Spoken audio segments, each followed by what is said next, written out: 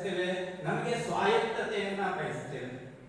ಆಮೇಲೆ ನಾವು ಏನು ವಿಸ್ತರಿಸಿಕೊಳ್ಳಿಕ್ಕೆ ನಮಗೆ ಸಂಘಟನೆಯನ್ನ ನಾವು ಬಯಸ್ತೀವಿ. ಹಾಗೆ ಈ ಸಾಹಿತ್ಯ ಪರಿಷತ್ತು ನೋಡಿದರೆ ಸರ್ಕಾರದಿಂದ ಅದಕ್ಕೆ ಅನುದಾನ ಬರ್ತಾ ಇದ್ರು ಕೂಡ ಪ್ರಜಾಸತ್ತಾತ್ಮಕವಾಗಿ ಆಯ್ಕೆಯಾದ ಒಬ್ಬ ಅಧ್ಯಕ್ಷರಿರುವುದರಿಂದ ಅವರಿಗೆ ಹೆಚ್ಚು ಸ್ವಾಯತ್ತತೆ ಇರೋದನ್ನು ನಾವು ಕಾಣ್ತೀವಿ. ಜಿಲ್ಲಾ ಮಟ್ಟದಲ್ಲೂ ಕೂಡ ನಮ್ಮ ಸದಸ್ಯರೇ ಅವರನ್ನ ಅಧ್ಯಕ್ಷರನ್ನ ಆಯ್ಕೆ ಮಾಡ್ತೀವಿ. ಇದರಿಂದ ಏನಾಗ್ತದೆ ಅಂತಂದ್ರೆ ಅವರು ಯಾವುದೇ ಸರ್ಕಾರ ಇರ್ಬೋದು ಅಥವಾ ಅಧಿಕಾರದ ಹುದ್ದೆಯಲ್ಲಿ ಯಾರೇ ಇರ್ಬೋದು, ಅವರ ಹಂಗನ್ನ ತೊರೆದು ಅವರು ಮಾತಾಡಲಿಕ್ಕೆ ಅನೇಕ ಉದಾಹರಣೆಗಳು ಕೂಡ ನಾವು ಚಂಪಾ ಅವರ ಕಾಲದಲ್ಲೆಲ್ಲ ನೋಡಿದ್ದೀವಿ. ಅವರು ಗಟ್ಟಿಯಾಗಿ ನಿಂತು ಸಮಾಜದ ಪರವಾಗಿ ಮಾತನಾಡುವ ಧೈರ್ಯವನ್ನ ಮತ್ತು ಆಶಯವನ್ನ ಮಾಡಬಹುದು.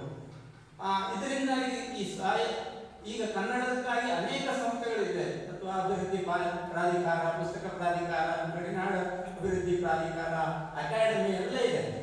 ಅದೆಲ್ಲ ಏನಾಗ್ತಾ ಇದೆ ಅಂದ್ರೆ ಅವರು ಸರ್ಕಾರ ಬಂದಾಗ ಅವರ ಅದು ತಪ್ಪು ಅಂತಲ್ಲ, ಅವರ ನಿಷ್ಠೆ ಯಾರಿಗಿದೆ ಅಂತವರನ್ನ ಅಲ್ಲಿ ಕೂಡಿಸಬೇಕಾಗ್ತದೆ.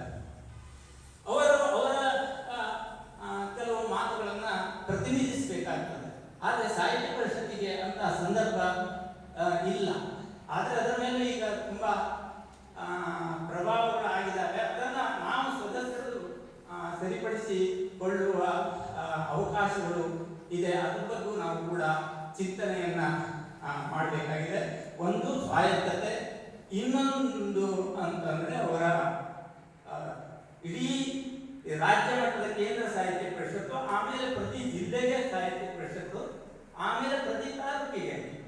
ಅಂದ್ರೆ ಒಬ್ಬ ಒಳ್ಳೆಯ ವ್ಯಕ್ತಿ ಇದ್ರೆ, ಜಿಲ್ಲೆಯಲ್ಲಿ ಒಬ್ಬ ಒಳ್ಳೆಯ ವ್ಯಕ್ತಿ ಸಾಹಿತ್ಯ ಪರಿಷತ್ತಾಗಿ ಅಧ್ಯಕ್ಷ ಆದವಾಗ ಅವರು ಇಡೀ ಜಿಲ್ಲೆಯಾದ್ಯಂತ ಒಂದು ಒಳ್ಳೆಯ ಪ್ರತಿಭಾವಂತರ ತಂಡವನ್ನ ಕಟ್ತಾರೆ. ಅಂದ್ರೆ ಈಗ ಇವರು ಟಿ ಬಿ ಹೊಸೂರು ಹೇಳ್ತಾ ಇದ್ರು, ಯಾರು ವಾಸರೆ ಅವರು ಇದನ್ನ ಚೆನ್ನಾಗಿ ಆಚರಿಸಿ ಅಂತ ಹೇಳಿದ್ದಾರೆ ಅಂತ ಹೇಳಿ ಅವರು ಒಂದು ಮಾತು ಹೇಳಿದ್ದಕ್ಕೆ ನಮ್ಮ ಇಡೀ ಎಲ್ಲ 12 ತಾಲೂಕುಗಳಲ್ಲೂ ಕೂಡ ಈ ಒಳ್ಳೆಯ ಕನ್ನಡದ ಬಗ್ಗೆ ಈ ರೀತಿಯ ಧ್ಯಾನ ಮಾಡುವಂತ ಕಾರ್ಯ ತಾನಾಗಿ ಆಗ್ತದೆ.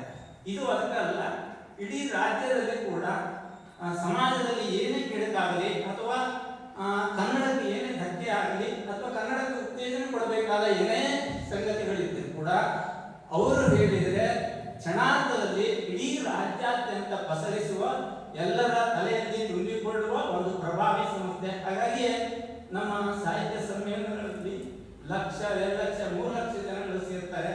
ಅದು ಒಂದು ರೀತಿಯ ನಾವು ಪೂರ್ತಿಯಾಗಿ ಅದರೊಂದಿಗೆ ಎಲ್ಲರೂ ಕೂಡ ಸಂಬಂಧವನ್ನ ಹೊಂದಿದ್ದಾರೆ ಅನ್ನೋದು ನಮಗೆ ಕಂಡು ಬರ್ತದೆ. ಹಾಗಾಗಿ ಸಾಹಿತ್ಯ ಪರಿಷತ್ತು ಅನ್ನೋದು ಬಹಳ ನಮಗೆ ಮುಖ್ಯ ಆಗ್ತದೆ. ಸಾಹಿತ್ಯ ಪರಿಷತ್ತಿನ ಈ ಸಮಾಜದ ಏನೇ ಒಳಿತಿದ್ರು ಕೂಡ ನಮ್ಮ ಸಾಹಿತ್ಯ ಪರಿಷತ್ತು ಅದರ ಮುಂದಾಳತ್ವ ವಹಿಸಿ ಮಾತನಾಡುವ ಇದ್ರೆ ಅದು ಇಡೀ ಸಮಾಜದ ಮಾತಾಗ್ತದೆ.